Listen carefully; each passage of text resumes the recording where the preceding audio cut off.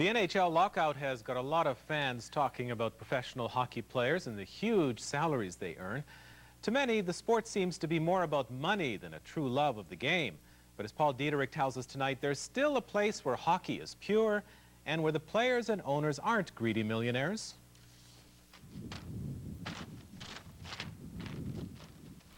Kerrobert, Saskatchewan on a Friday night, and it's awfully quiet.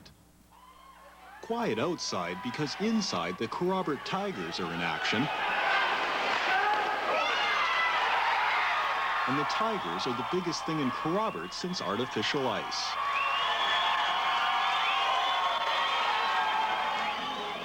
This is the Tigers' home opener against the Kindersley Klippers. The two teams have been arch rivals. Like the guys in here, they still want to play hockey, and they're working hard to play it. Off a glove. Brad Murphy has played in Kerrobert for 7 years. He's been suspended from tonight's season opener for fighting in the last exhibition game. These guys take their hockey seriously. Some of them are even paid to play. But Murphy says that's not why they're out there. It's for the love of the game, you know. I can't see any reason for these guys to be out there doing what they're doing, getting beat up as bad as they do some nights, and still come back for more. You know, like the guys that do happen to get paid in this league aren't getting paid that much. Besides the muscle, there's plenty of pure hockey talent in the Goose as well. Many of the players have had pro tryouts. Scorers and stick handlers smooth as a freshly flooded rink, and Kerrobert has its share of them. The team has won the league championship 2 years in a row, and the Tigers are roaring again tonight. They lead 5-1 after the first period. Good job, boys. Our kick ass. As good as the hockey is, it isn't the pros. This is something you won't see between periods on Hockey Night in Canada. We played with so much emotion for the first period, we never had to worry about them controlling. Tim Willoughby is player, coach, and manager of the Tigers. He says for every junior player that makes the NHL, at least 25 don't, and they have to end up somewhere. Everybody has played at least a caliber of AA midget in this province. Probably half of those guys, again, would play Junior B, Junior A. Some are even qualified to play semi-pro or even Western League. But that was when they were young. Let's go, Bunny! Let's go, Bunny! During the winter, the Tigers are the main attraction in Kerrobert. They draw anywhere from 300 to 1,000 fans for their games. Delmarie Kissick is one of them. Her husband Trevor plays on the team. They've talked about him retiring from hockey, but he just can't bring himself to do it. Actually, he said once our little boy started playing hockey that he would retire, so that makes it one more year, but I can't see it. He says every year, I don't think I'll be back, and he's back, so. These players put in 3 or 4 nights a week practicing and playing. With tournaments and playoffs, most of them out of town, they'll log almost 50 games this year. They have to be committed to the game and to each other.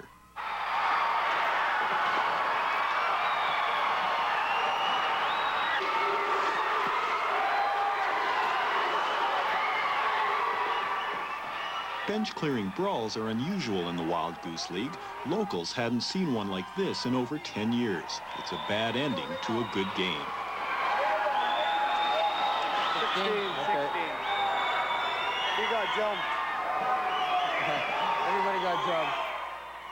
Third period, I don't really want to talk about. You know, it was uncharacteristic of this league, and you guys could film 10 years and you'd never see something like that.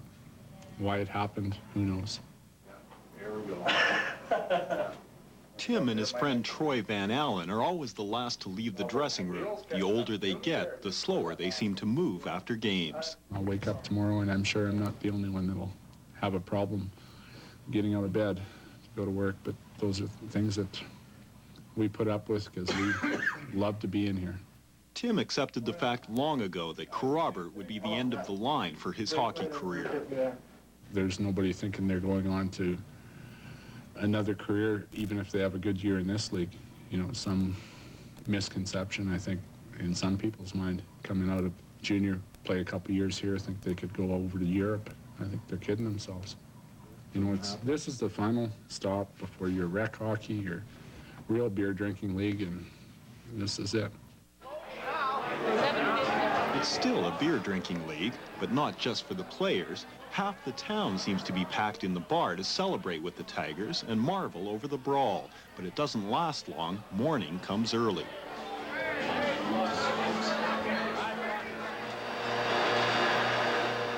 West Central Saskatchewan is oil country. Most of the players in the Wild Goose League work in the industry, including Tim Willoughby.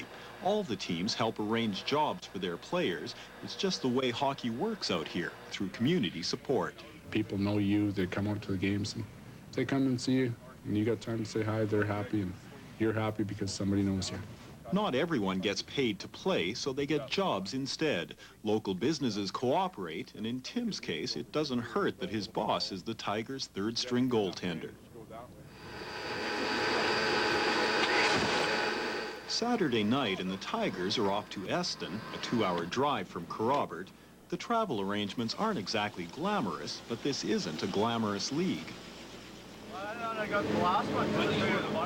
The ranks are depleted for this game. Last night's brawl has netted 3 more suspensions for Tiger players. Tim Willoughby is one of them. That means Troy Van Allen will have to be the on-ice leader tonight. He has a brother, Sean, who plays for the Mighty Ducks in the NHL, but Troy knows he'll never get there. After junior, I think I pretty much realized that senior was my last line. I wasn't going any farther. I feel I still have the ability to play competitive hockey.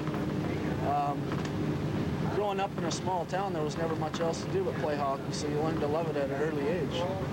And I still really love the game, and if I can play another couple of years, that would be great.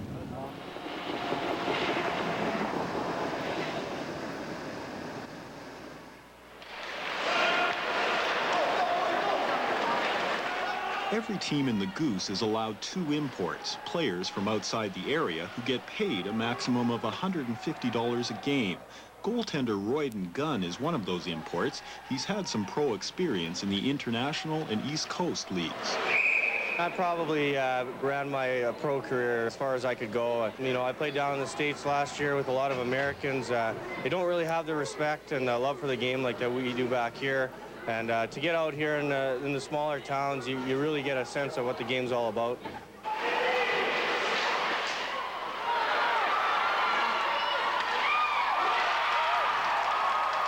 Sometimes the game's about losing. The Tigers just don't have it tonight. Tim Willoughby can see that as he tries to coach from the stands. You wouldn't think there'd be much glory playing in the Wild Goose League, but these guys don't see it that way. Out here, they're real live hockey heroes. I think there's a lot of glory. You see the little kids come up to you after the games.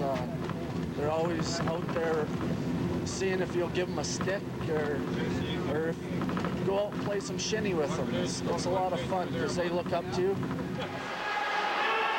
Trailing 4-0, the Tigers still aren't giving up. After all, when you're playing for the love of the game and you're knocked down, you just have to get back up and keep going. For CBC News, I'm Paul Diederich. Well, from people who love the game to a man who loves another kind of stick handling, tonight on